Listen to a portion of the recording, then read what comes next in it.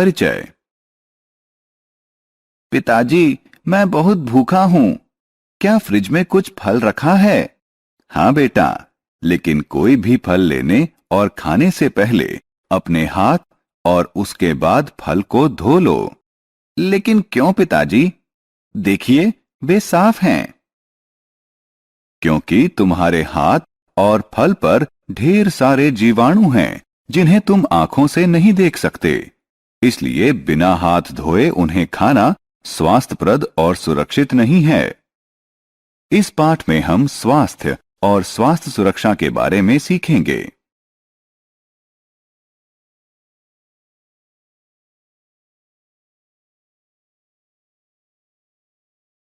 आओ सीखें।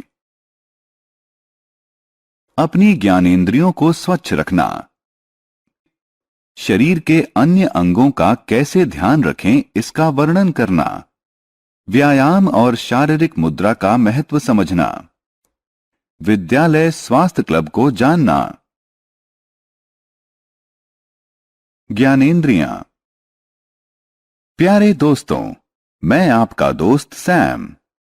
आइए सबसे पहले हम यह याद करें कि हमारे शरीर में कौन सी ज्ञानेंद्रियां होती हैं। हमारे शरीर में 5 ज्ञानेंद्रियां आंख, कान, नाक, जीभ और त्वचा मौजूद हैं। वास्तव में हम अपनी ज्ञानेंद्रियों की सहायता से हमारे बाह्य संसार से संवाद करते हैं। इसलिए इनका ध्यान रखना बहुत जरूरी है। अब आइए हम चर्चा करें कि अपनी ज्ञानेंद्रियों को स्वस्थ और स्वच्छ कैसे रखते हैं। आंखें। आइए पहले आंखों की चर्चा करें। आंखें दृश्य की ज्ञानेंद्रियां हैं। अपनी आंखों का ध्यान रखने के लिए हमें कुछ उपयोगी सुझावों का पालन करना चाहिए, जो निम्न प्रकार हैं। अपनी आंखों को ठंडे पानी से नियमित धोएं। सदैव पर्याप्त प्रकाश में अध्ययन करें। ताजे फल और हरी सब्जियों का नियमित सेवन करें। नाक और कान। अब आइए नाक के बारे में बात करें। नाक हमें सांस लेने और सूंघने में सहायता करती है। इस ज्ञानेंद्रिय की देखभाल करने के लिए कुछ उपयोगी सुझावों का पालन करना चाहिए, जो निम्न प्रकार हैं। अपनी नाक साफ करने के लिए साफ और मुलायम कपड़े का प्रयोग करें। छींकते समय अपनी नाक को ढकें, जिससे जीवाणु हमारे आसपास के वातावरण में न फैलें। अगली ज्ञानेंद्रिय कान है। कान सुनने में हमारी सहायता करते हैं। कानों की देखभाल करने के लिए कुछ उपयोगी सुझावों का पालन करना चाहिए, जो निम्न प्रकार हैं। कानों को साफ करने के लिए रुई के बड का उपयोग करें। बहुत तेज आवाज से बचें।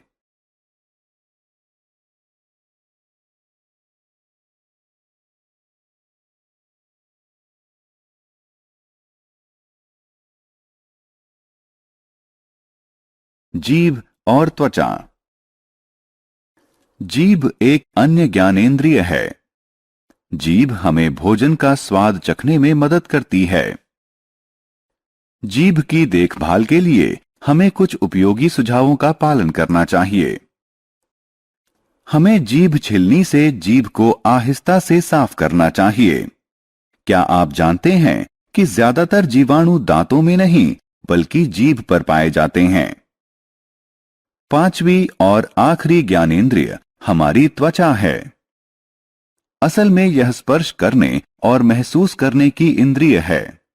त्वचा शरीर का सबसे खुला अंग है, इसलिए इस पर जीवाणु के विकसित होने की संभावना तुलनात्मक रूप से सबसे ज्यादा होती है। अपनी त्वचा की देखभाल करने के लिए हमें कुछ उपयोगी सुझावों का पालन करना चाहिए, जैसे कि प्रतिदिन स्नान करें, प्रतिदिन कपड़े बदलें, घावों को पूरी तरह से साफ करें और उन पर दवाई तत्काल लगाई जानी चाहिए। अपनी त्वचा को स्वस्थ और चमकदार रखने के लिए संतुलित आहार लें और विभिन्न प्रकार के मौसमी फलों का सेवन करें। मुंह और दांत। अब आइए हम इस पाठ के अगले विषय पर चलें। यह विषय है अन्य अंगों की सफाई। आइए सबसे पहले मुंह की सफाई के बारे में बात करें।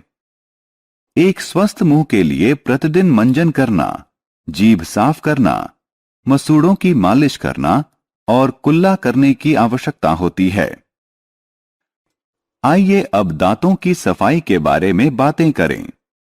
दांत हमें भोजन को चबाने और पीसने में सहायता करते हैं। दांतों को स्वस्थ और मजबूत रखने के लिए हमें अपने दांतों पर दिन में 2 बार मंजन करना चाहिए। एक बार सुबह उठने के बाद और दोबारा रात को सोने से पहले। बाल। आइए अब बालों को साफ रखने के उपायों की चर्चा करें। क्या आप जानते हैं कि बाल जीवाणुओं को आपके शरीर से दूर रखते हैं? पसीना और तेल बाल को गंदा कर देते हैं। इसलिए अपने बालों को स्वच्छ और स्वस्थ रखने के लिए आपको निम्न उपायों का पालन करना चाहिए, जैसे एक सौम्य क्लींजर या शैम्पू से बालों को नियमित धोएं। सिर पर तेल की अच्छे से मालिश करें।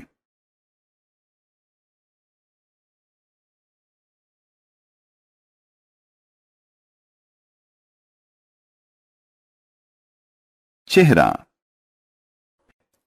हम जानते हैं कि चेहरा हमारे शरीर का वह अंग है जो अधिकतम ज्ञानेंद्रियों को वहन करता है। इसलिए इसे साफ रखने के लिए हमें कुछ आवश्यक उपायों पर अमल करना चाहिए, जैसे सभी प्रकार के धूल, गंदगी और जीवाणुओं को साफ करने के लिए चेहरे को प्रतिदिन कम से कम 2 बार धोएं। चेहरे को स्वस्थ और ताजा रखने के लिए नमी प्रदान करने वाली कोई क्रीम लगाएं।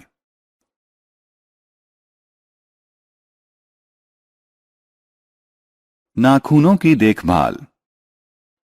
हमारे नाखून भी धूल के कण और जीवाणुओं को वहन करते हैं, और यदि हम गंदे नाखूनों वाले हाथों से खाना खाते हैं तो गंदगी हमारे मुंह में चली जाएगी, जिससे हमें बीमारियां हो सकती हैं।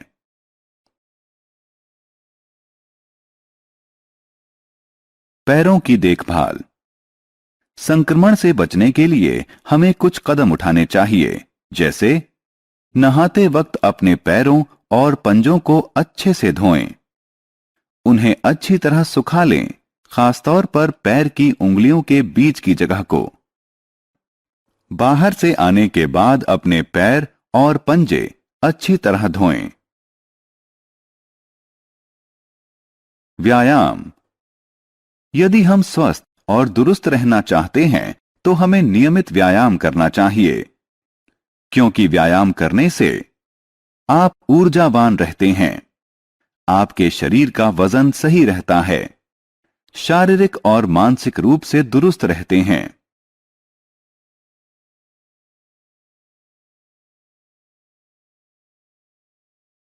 शारीरिक मुद्रा का महत्व। आइए अब हम एक और रुचिकर विषय शारीरिक मुद्रा का आनंद लें। शरीर के उचित विकास के लिए उचित शारीरिक मुद्रा आवश्यक है। एक अच्छी शारीरिक मुद्रा में हमारे कंधे सीधे, पेट अंदर, सिर ऊपर उठा हुआ और ठुड्डी जमीन के समानांतर होनी चाहिए।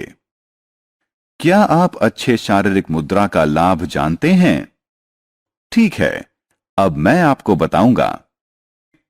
यदि आपकी शारीरिक मुद्रा अच्छी है तो सांस लेना आसान होगा, रक्त संचरण और आहार पाचन सुधरेगा, नसें और जोड़ मजबूत होंगे, आपकी आवाज साफ होगी।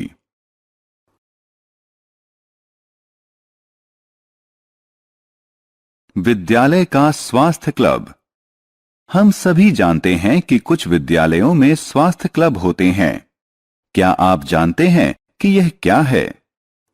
वास्तव में विद्यालय स्वास्थ्य क्लब वह स्थान है जहां बच्चे सीखते हैं भोजन की स्वस्थ आदतें, व्यायाम, योग आसन, स्वच्छता, पर्यावरण अनुकूल गतिविधियां और स्वास्थ्य जागरूकता।